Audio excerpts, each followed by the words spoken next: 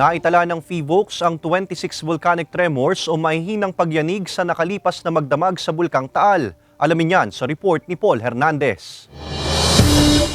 Hindi tulad ng nakaraang araw, bihira ang pagsulpot ng mga mahihinang usok na nanggagaling sa main crater ng Bulkang Taal tanghali kanina. Walang makapal na ulap na pumapaibabaw sa taas nito, kaya ang katabing bundok ng Taal, tanaw na tanaw. Payapa rin ang katubigan sa lawa. Kapansin-pansin din ang malakas na hangin sa himpapawid. Hinahampas-hampas pa niya ng mga puno. Dahilan para madaling mabasag ang mga particulates ng usok sa Taal. Sa pinakahuling surveillance ng state volcanologist na PHIVOLCS, mahigit 11,900 na tonelada ng sulfur dioxide o asupre ang ibinuga ng Taal. May katamtaman itong pagsingaw na may taas na 1,500 meters. At sa nakalipas na magdamag, pumalo sa 26 volcanic tremors o may hinang vibrations ang naitalang volcanic activity sa ilalim ng bunganga nito. Kasi itong volcanic earthquake nito are volcanic tremors. Ito yung associated with yung flow ng hot material doon sa by magma or volcanic gases. Ipinapayo sa mga residente at mga turista na iwasang pumasok sa Taal Volcano Island, lalo at nananatiling unpredictable ang aktibidad ng bulkan na nasa alert level 1. Pinaaalerto ang publiko sakaling makitaan ng pagbabago sa aktibidad nito ang bulkan.